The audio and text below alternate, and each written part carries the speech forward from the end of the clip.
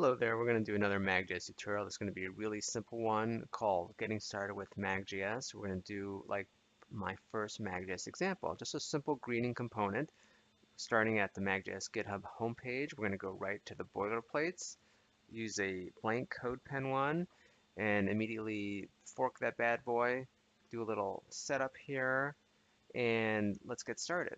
So as you can see with the blank code pen, it's doing stateless. And what makes a component stateless in MagJS is simply that the component second argument or the definition is a function versus an object. Normally you would have an object with the view method to do rendering, but here the second argument is a function that returns your selectors. If you want to learn more about the selectors, please check out the GitHub homepage. It has lots of documentation there. But just to let you know, selectors are tag names.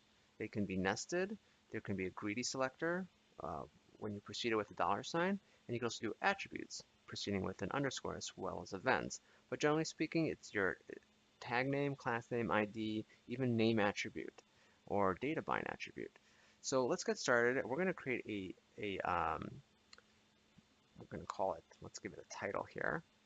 Let's give it a little h2 and call it getting, or how about this, my first MagJS example. Okay, we got that in place. And back over here, we can give another title as well. Say, getting started with MagJS. And our first component is going to be a simple greeting. Okay, we're going to name our greeting.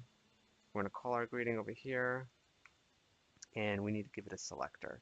So right now we're using the default app, but why don't we change that to a div and give it a class? Now normally you want to use classes with stateless components, especially if you're going to reuse them or clone them, and we'll talk more about that in a second. So let's define our selector here. So a little bit about selectors. Selectors are in the same document, but it doesn't have to be a string. It could be a node itself. You can just as easily say document.query selector and use dot over here.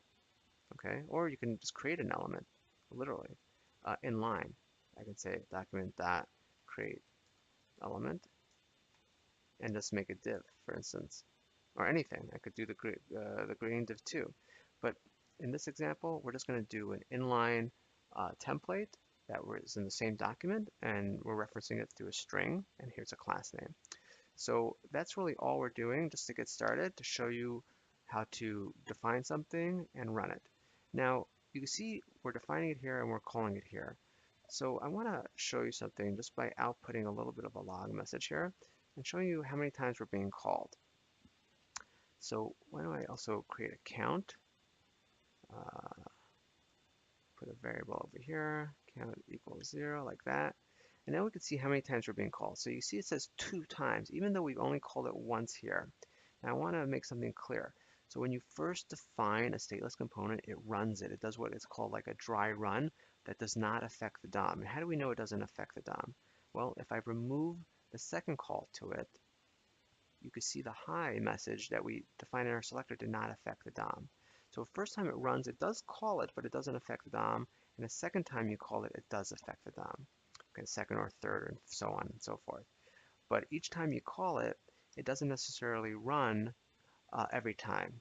So here I've called it actually 2 more times, so we should see 3 because we talked about that dry run. But notice that it didn't. It only called it once, and because the arguments have not changed. Now if I put a different argument here, such as u2, it should call it 3 times because the arguments are in fact different. Okay, so let's move on from there and notice how we have a message here. And how here, you know, the components is want to be dynamic. You want to pass it properties, and you can do that. You can pass it. Usually, you would pass in an object, JavaScript hash map, but you can also pass strings. And let's just show what it means about to pass the most simple message, a string.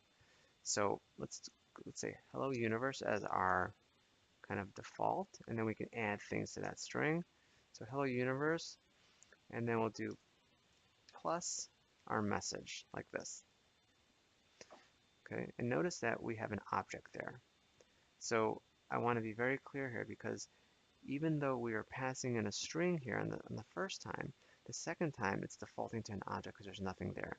So if I get rid of this, like that, and now I pass a string, it will accept the string. But it always defaults to an object, and there's a reason for that, because there are default properties too that you can do here. And generally speaking, those default properties will be an object, such as a key value pair. But you can, as you see, override that with simply a string. But generally speaking, you're not going to just use a string. You're probably going to have various properties, right? But those can be defaulted. So let's show you what that looks like. So here I have message being defaulted. First I have to get it, destructure it. Okay, so now we have our default. I'm getting it. But now you see it says undefined, and that's because we haven't defined it in our actual call. So why don't we do that now? Okay, message. And U2. And there we go. So now we have our default. We're actually sending in properties here. So you see hello universe message. So what if I get rid of, or what if I put the second one back? How about that? So what do you expect to see here? Do you see the first one, or do you see the default, or do you see nothing? And how many times was it called? Let's clear that and run this bad boy one more time. Now it was called only twice because we didn't really change anything the first time, or I should say the last time. What if I move that in a different order? Now it was called 3 times.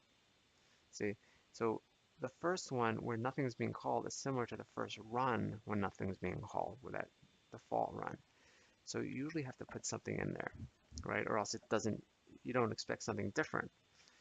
Now, what if I get rid of the second one here this time? Now you see the default message showing up.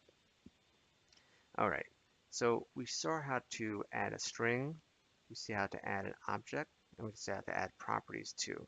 And we see how many times things are being called. Now, what if I don't want a selector here? And that's probably the thing we didn't talk about. What if I just want a plain string like that?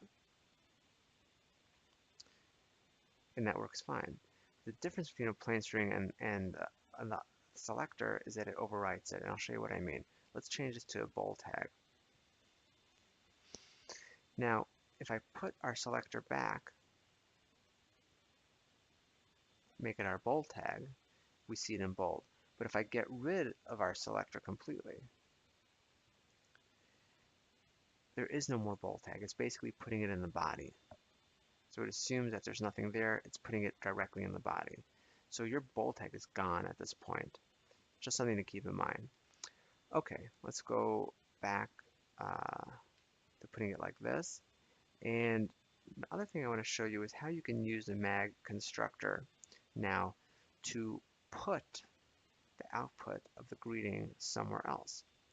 So unlike the first call where you define something, to put something, you kind of reverse the order. So you put the output first and the place you want to put it second. Again, this can be a string selector or an actual DOM live node. But it's different, again, different order than when you define it. When you define it, you first give it the selector or the node and then your definition function or object if it's stateful. But when you want to place it somewhere, like we're now placing it in the body, which is basically overriding everything else. So everything, my first JS example, MagJS example, our link, that's all being overwritten right now by our output of our greeting message. Okay, so just something to keep in mind. But generally speaking, you're probably not going to do that. You're going to want to put it somewhere specific, not just to overwrite the whole body. So why don't we create a placeholder, okay? And this could be an ID, because this is not what we're using, this is what we're putting. So we're going to say greeting1, and we're going to put the output of our greeting with the bold tag and everything into this ID. So instead of our body, we're going to say greeting1. And that puts it into the actual place there. And notice that there's not 2 of them, there's only 1. So let's look into this and let's look at the generated output exactly and see specifically what's happening. So you see greeting 1 ID, but our definition has disappeared. It's no longer visible in our output greeting div. But what if I want to use it again? For instance, cloning or reusing a definition. Well, why don't we check that out? Let's say I take the exact same thing and I want to put it somewhere else. We're going to call it greeting2. We're going to make another ID in our HTML. All right, let's see. Let's say div ID equal greeting2. Okay. Now, what happened here? Why do we only see one? Well, first of all, as you notice, it's only, first of all, it has the same data. So let's put different data to see exactly, more specifically what's happening. Notice that 2 is showing up. Okay, this is very important to note. So we're reusing the same definition. We haven't made a second one. Okay, so why don't we try a few different things? Let's first of all try a second one. So we're going to say greeting1 and greeting2. I guess this should be 1 and this should be 2. So we're reusing the same definition here. We're going to call it greeting comp, okay, var greeting comp equals our stateless function. I think I little typos. Okay, so we have a greeting comp there. Okay, so it's the same definition, but 2 different templates. Okay, so greeting1, it's going to be our first one here, and then below it, we're going to say greeting2. Okay, and we have 2 different outputs too.